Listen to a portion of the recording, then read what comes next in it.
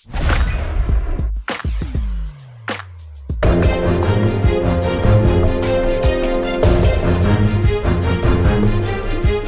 तो बिना कोई भी किसान जोड़ा वो नहीं कामयाब है। वो 4-4 5-5 जगह खाद दवाई डीजल हर चीज़ जी उन्हें आड़तीए के सिर पर लियानी। जिदन आड़तीआ लत्त पासे कर जाता किसान नूं किसी ने एक सेर खंड धारी भी नहीं देनी है।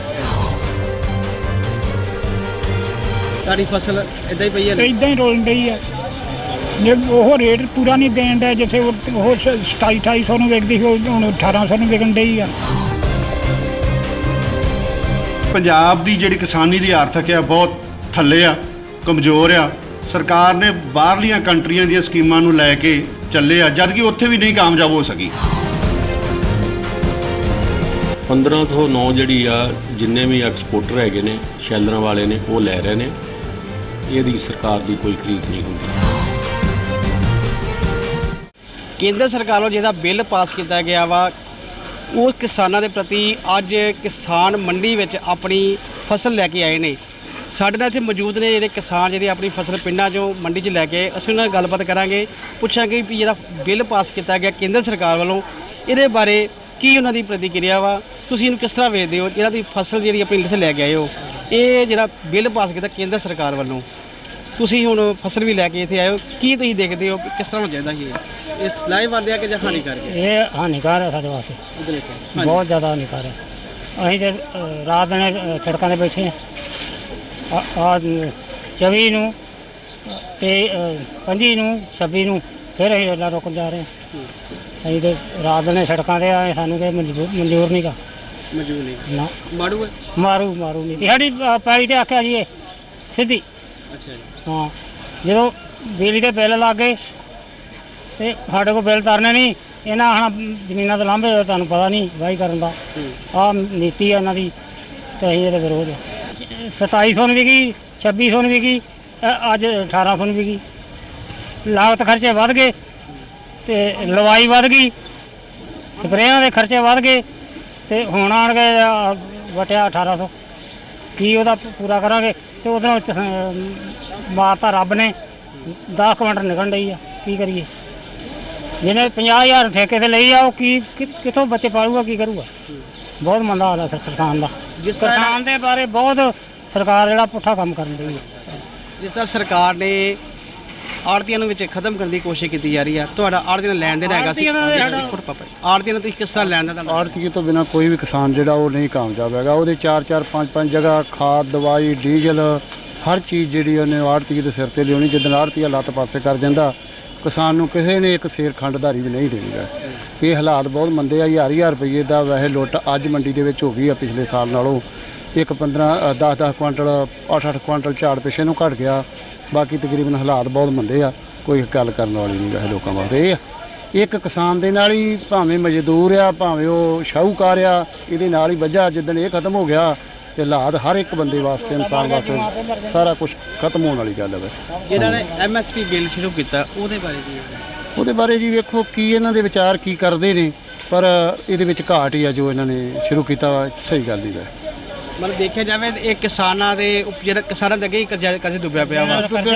ਕਿਸਾਨ ਖੁਦਕੁਸ਼ੀਆਂ ਵੀ ਕਰਨ ਡਿਆ ਵਾ। ਹੁਣ ਜਿਹੜਾ ਇਹ ਬਿੱਲ ਜਿਹੜਾ ਲਾਗੂ ਹੋ ਗਿਆ ਵਾ, ਇਹ ਕਿਸਾਨਾਂ ਲਈ ਕਿੰਨਾ ਹੋਰ ਨਹੀਂ ਬਹੁਤ ਮਾਰੂ ਹੈ, ਬਹੁਤ ਮਾਰੂ ਹੈ।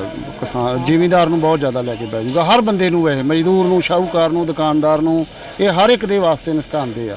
ਕੋਈ ਫਾਇਦਾ ਨਹੀਂ ਇਹਦਾ ਹੈਗਾ ਵਾ।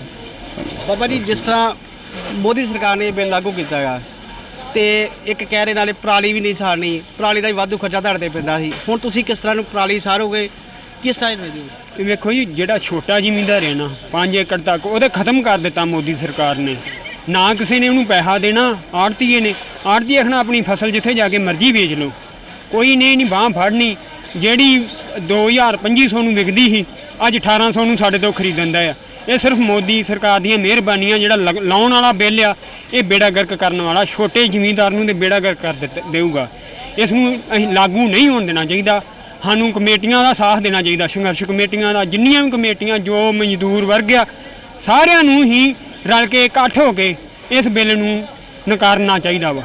ਜਿਹੜਾ ਬੰਦ ਦਾ ਸੱਦਾ ਗਿਆ 25 ਤਰੀਕ ਨੂੰ, ਇਹਦੇ ਬਾਰੇ ਹੁਣ ਕਿਸ ਤਰ੍ਹਾਂ? 25 ਤੋਂ ਲੈ ਕੇ ਜਿਹੜਾ 26-27 ਤੱਕ ਹੈ ਨਾ ਉਹ ਬਿਲਕੁਲ ਹੀ ਬੰਦ ਕੀਤਾ ਜਾਊਗਾ। ਸਰਕਾਰ ਨੂੰ ਇਹ ਅੱਜ ਤੋਂ ਹੀ ਲਾਗੂ ਹੋ ਗਿਆ ਵਾ। ਇਹਨਾਂ ਨੂੰ ਸਰਕਾਰ ਨੂੰ ਚਾਹੀਦਾ ਵਾ ਭਈ ਆਪਣਾ ਇਹ ਜੋ ਵੀ ਕਰਨ ਲੱਗੀ ਆ ਸੋਚ ਸਮਝ ਕੇ ਕਰੇ। ਛੋਟੇ ਜ਼ਮੀਂਦਾਰਾਂ ਵਾਸਤੇ ਕਿਸਾਨਾਂ ਨੂੰ ਬਿਲਕੁਲ ਸੋਚਣਾ ਚਾਹੀਦਾ। ਛੋਟਾ ਮਾਰੂ ਨੀਤੀ ਵਾਲਾ ਬਿੱਲ ਆ ਜੀ, ਇਸ ਬਿੱਲ ਨੂੰ ਰੱਦ ਕਰ ਦੇਣਾ ਚਾਹੀਦਾ। ਅਸੀਂ ਸਰਕਾਰ ਗਾੜੀ ਬੇਨਤੀ ਕਰਦੇ ਹਾਂ। ਤੁਸੀਂ ਹੁਣ ਫਸਲ ਲੈ ਕੇ ਆਏ ਹੋ, ਤੁਹਾਡੀ ਫਸਲ ਦੀ ਪਰਚੇਜ਼ ਹੋ ਗਈ ਆ, ਸੇਲ ਹੋ ਗਈ, ਕਿਸ ਤਰ੍ਹਾਂ? ਸਾਹਿਬ ਵੇਖੋ ਜੀ, ਸਵੇਰ ਦੇ ਹੀ ਬੈਠੇ ਆ ਮੰਡੀਆਂ ਦੇ ਵਿੱਚ। ਜਿਹੜੀ ਚੀਜ਼ 2600 ਦੀ ਸੀ ਉਹ ਅੱਜ 1800 ਦੀ ਲੈ ਕੇ ਚਲੇ ਗਏ ਆ। ਕਿੱਥੋਂ ਇਹ ਘਾਟਾ ਪੂਰਾ ਹੋਊਗਾ? ਕਿਉਂ ਕੌਣ ਦਊਗਾ? ਜ਼ਿੰਮੇਵਾਰ ਕੌਣ ਆ? ਸਰਕਾਰਾਂ ਜ਼ਿੰਮੇਵਾਰੀ ਤੋਂ ਕੰਨੀ ਕਤਰਾਉਂਦੀਆਂ ਵਾ। ਛੋਟੇ ਜ਼ਿਮੀਂਦਾਰ ਨੂੰ ਕੋਈ ਅਜੇ ਤੱਕ ਇਹ 'ਚੋਂ ਨਫਾ ਨਹੀਂ ਹੋਣਾ, ਕਿਸੇ ਨੇ ਪੈਸਾ ਨਹੀਂ ਦੇਣਾ, ਕਿੱਥੋਂ ਖਰਚਾ ਕਰੂਗਾ ਆਪਣਾ? ਜਿਸ ਤਰ੍ਹਾਂ ਬਾਬਾ ਜੀ ਸਰਕਾਰੀ ਖਰੀਦ ਸ਼ੁਰੂ ਅਜੇ ਨਹੀਂ ਹੋਈ, ਤੁਸੀਂ ਜਿਹੜੇ ਆੜਤ ਵਾਲਿਆਂ ਨੂੰ ਗੱਲਬਾਤ ਕੀਤੀ ਵੀ ਸਾਡੀ ਫਸਲ ਵੇਚੀ ਜਾਵੇ, ਖਰੀਦੀ ਜਾਵੇ ਕਿਸ ਤਰ੍ਹਾਂ? ਆੜਤੀ ਆਂਦੇ ਜੀ ਜੋ ਕਰੂਗਾ ਮੋਦੀ ਕਰੂਗਾ। ਸਰਕਾਰੀ ਖਰੀਦ ਤੋਂ ਆਂਦੇ ਸਾਨੂੰ ਵਾਰਦਾਨਾ ਨਹੀਂ ਮਿਲਣਾ, ਸਰਕਾਰੀ ਖਰੀਦ ਕਿੱਥੋਂ ਹੋਣੀ ਆ? ਤੁਹਾਡੀ ਫਸਲ ਇਦਾਂ ਹੀ ਪਈ ਹੈ? ਇਦਾਂ ਹੀ ਰੋਲਣ ਡਈ ਆ। ਜੇ ਉਹ ਰੇਟ ਪੂਰਾ ਨਹੀਂ ਦੇਣ ਡਿਆ, ਜਿੱਥੇ ਉਹ 2700-2800 ਨੂੰ ਵਿਕਦੀ ਸੀ ਉਹ ਹੁਣ 1800 ਨੂੰ ਵਿਕਣ ਡਈ ਆ। ਰੇਟ ਵੀ ਪੂਰਾ ਨਹੀਂ ਲਾਉਣ ਡਏ। ਇਹ ਵੇਖੋ ਜੀ, ਜਿਹੜਾ ਛੋਟਾ ਕਿਸਾਨ ਆ ਉਹ ਇਹ ਮੰਡੀਕਰਨਾਂ ਦੇ ਦੂਰ ਤੱਕ ਲੈ ਜਾਣਾ ਸੀ। ਕਿੱਥੋਂ ਇੰਨਾ ਕਿਰਾਇਆ ਦੇ ਕੇ 2500 ਰੁਪਈਆ ਕਿੱਥੇ ਖੜੇਊਗਾ?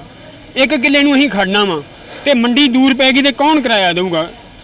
ਅਗਲੇ ਨੇ ਤਾਂ ਕਿਰਾਇਆ ਲੈਣਾ ਹੀ ਆ, ਉਹਨੂੰ ਕਿੱਥੇ ਵੇਚੂਗਾ? ਕੋਈ ਇਹਦਾ ਮਸਲਾ ਹੱਲ ਨਹੀਂ ਜੇ ਬਿੱਲ ਦਾ। ਬਿੱਲ ਬਿਲਕੁਲ ਹੀ ਮਾਰੂ ਨੀਤੀ ਵਾਲਾ ਬਿੱਲ ਆ ਜੀ। ਇਹ ਬਹੁਤ ਹੀ ਘਾਟੇ ਬੰਦਾ ਜੀ ਇਹ ਬਿੱਲ। ਇਸ ਨੂੰ ਤਕੜੇ ਹੋ ਗਏ ਅਸੀਂ ਕਿਸਾਨ ਸਾਰੇ ਰਲ ਕੇ ਇਸ ਨੂੰ ਬੰਦ ਕਰਨ ਦਾ ਵਿਰੋਧ ਕਰੀਏ।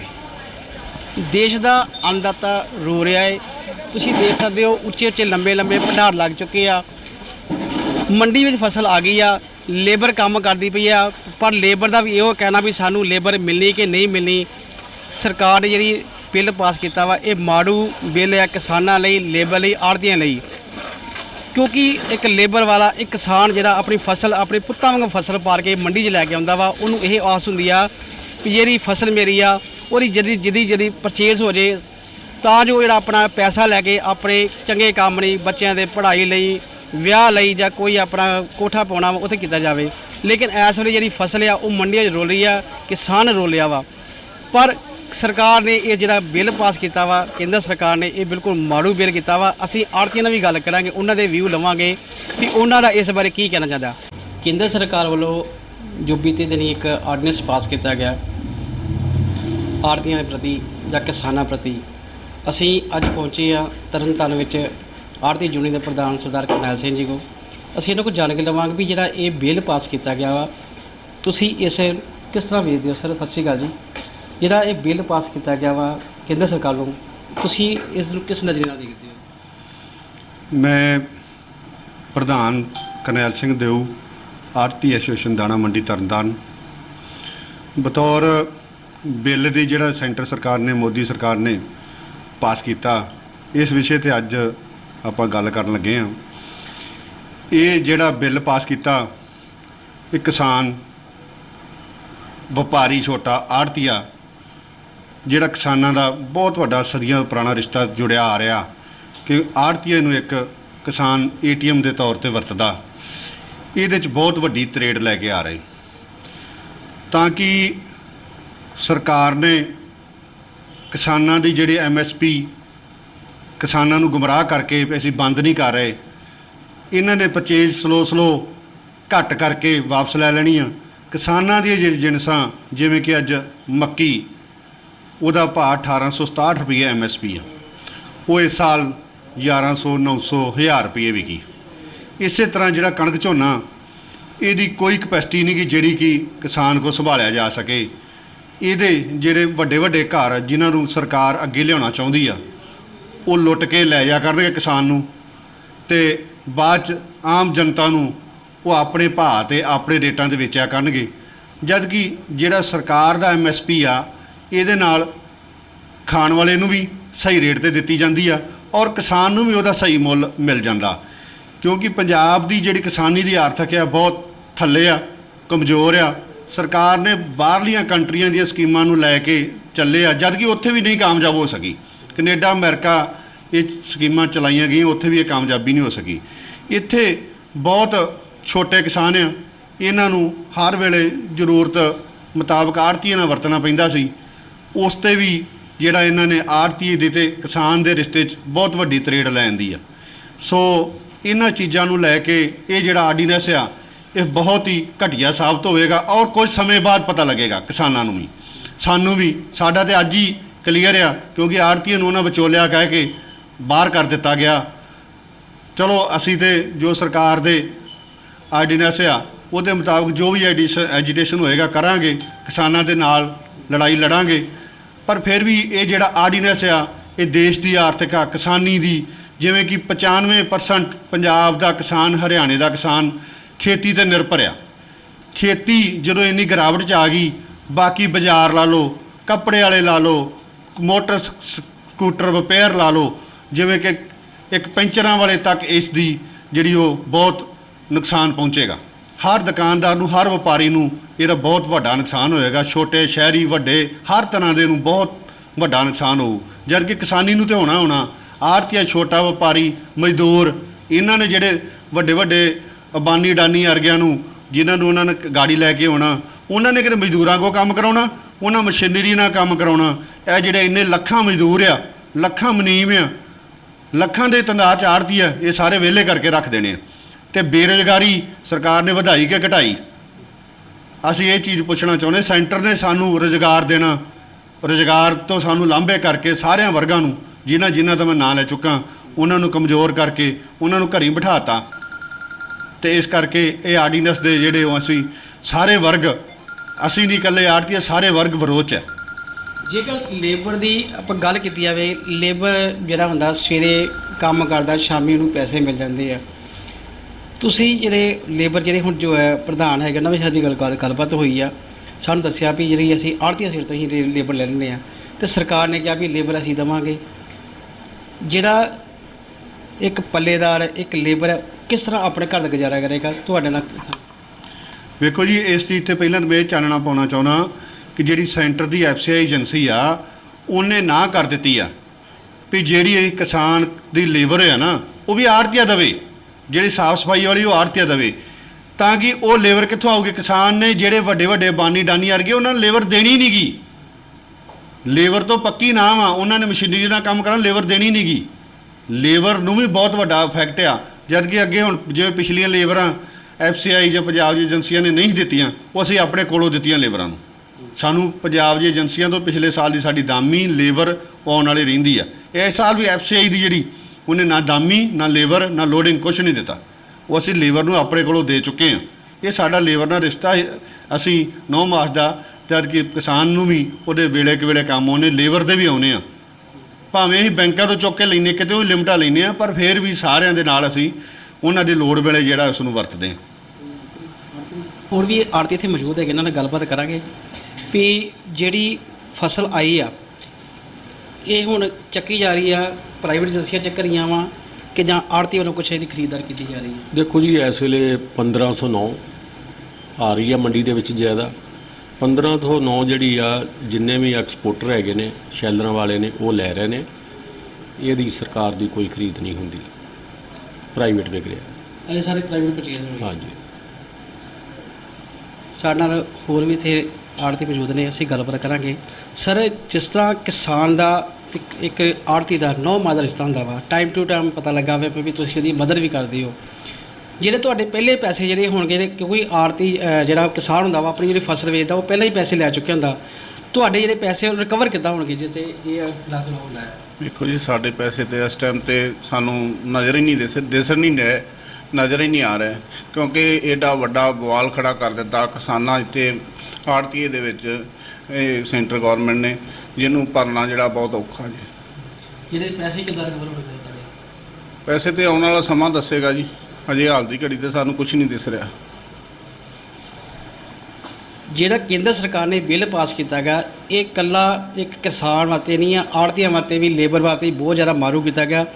ਕਿਉਂਕਿ ਆੜ੍ਹਤੀ ਕੋਲੋਂ ਕਿਸਾਨ ਨੇ ਐਡਵਾਂਸ ਪੈਸੇ ਚੁੱਕੇ ਹੁੰਦੇ ਆ। ਜੇ ਇਹ ਬਿੱਲ ਲਾਗੂ ਕਰਤਾ, ਹਰ ਥਾਂ ਕਹਿੰਦੇ ਵੀ ਆਪਣੀ ਜਿਹੜੀ ਫਸਲ ਵੇਚ ਸਕਦਾ।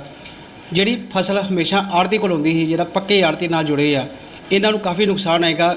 ਜਿਹੜੀ ਆਪਣੀ ਅਰਥ ਵਿਵਸਥਾ ਕਰੋਨਾ ਕਰਕੇ ਪਹਿਲਾਂ ਹੀ ਡਿੱਗੀ ਪਈ ਆ, ਪੰਜਾਬ ਉੱਪਰ ਜਿਹੜਾ ਇਹ ਇੱਕ ਵਾਧੂ ਦਾ ਬੋਝ ਪਾਤਾ ਗਿਆ ਵਾ। ਕਿਸਾਨ, ਆੜ੍ਹਤੀ ਆ, ਪੱਲੇਦਾਰ, ਇਹਨਾਂ ਨੂੰ ਕੁਝ ਸਮਝ ਨਹੀਂ ਆ ਰਿਹਾ ਵੀ ਇਸ ਨੂੰ ਅਸੀਂ ਕਿਸ ਤਰ੍ਹਾਂ ਕਰਾਂਗੇ, ਘਰ ਦੇ ਖਰਚੇ ਕਿੱਦਾਂ ਚਲਾਵਾਂਗੇ। ਲੋੜ ਹੈ ਸਰਕਾਰ ਨੂੰ, ਕੇਂਦਰ ਸਰਕਾਰ ਨੂੰ ਇਸ ਚੀਜ਼ਾਂ ਵੱਲ ਧਿਆਨ ਦੇਣ ਦੀ, ਜਾਂ ਇਹ ਬਿੱਲ 'ਚ ਸੋਧ ਕਰੇ ਜਾਂ ਇਹਨੂੰ ਬੰਦ ਕੀਤਾ ਜਾਵੇ। ਕੇਂਦਰ ਸਰਕਾਰ ਵੱਲੋਂ ਜੋ ਕਿਸਾਨਾਂ ਨਾਲ ਬਿੱਲ ਪਾਸ ਕੀਤਾ ਗਿਆ, ਆਰਡੀਨੈਂਸ ਪਾਸ ਕੀਤਾ ਗਿਆ, ਉਹਦੇ ਵਿੱਚ ਜਿਹੜੀ ਮੰਡੀਆਂ ਵਿੱਚ ਲੇਬਰ ਕੰਮ ਕਰਦੀ ਆ ਉਹਨਾਂ ਨੂੰ ਇਸ ਪ੍ਰਤੀ ਕਿੰਨਾ ਨੁਕਸਾਨ ਹੋਏਗਾ, ਉਹਨਾਂ ਦੇ ਜਿਹੜੀ ਪੈਸੇ ਦਾ ਲੈਣ ਦੇਣ ਹੈਗਾ ਉਹ ਕਿਸ ਨਾਲ ਮਿਲ ਚੱਲਦਾ ਵਾ, ਸਰਕਾਰ ਪੈਸੇ ਦਿੰਦੀ ਆ, ਆੜ੍ਹਤੀ ਪੈਸੇ ਦਿੰਦੇ ਆ। ਸਾਡੇ ਨਾਲ ਇਸ ਵੇਲੇ ਮੌਜੂਦ ਨੇ ਲੇਬਰ ਯੂਨੀਅਨ ਦੇ ਪ੍ਰਧਾਨ ਸ਼ਾਮ ਸਿੰਘ ਜੀ। ਅਸੀਂ ਉਹਨਾਂ ਨਾਲ ਗੱਲਬਾਤ ਕਰਾਂਗੇ ਕਿ ਜੇ ਇਹਦਾ ਬਿੱਲ ਪਾਸ ਕੀਤਾ ਗਿਆ ਕੇਂਦਰ ਸਰਕਾਰ ਨੂੰ, ਇਹਦੇ ਵਿੱਚ ਤੁਹਾਨੂੰ ਕਿੰਨਾ ਕੁ ਨੁਕਸਾਨ ਹੈ। ਸ਼ਾਮ ਸਿੰਘ ਜੀ, ਜਿਹੜਾ ਬਿੱਲ ਪਾਸ ਕੀਤਾ ਗਿਆ ਕੇਂਦਰ ਸਰਕਾਰ ਨੂੰ, ਤੇ ਲੇਬਰ ਨੂੰ ਕਿੰਨਾ ਕੁ ਨੁਕਸਾਨ ਹੁੰਦਾ ਤੇ ਲੇਬਰ ਕਿਸ ਤਰ੍ਹਾਂ ਵੇਖਦੀ ਨੇ?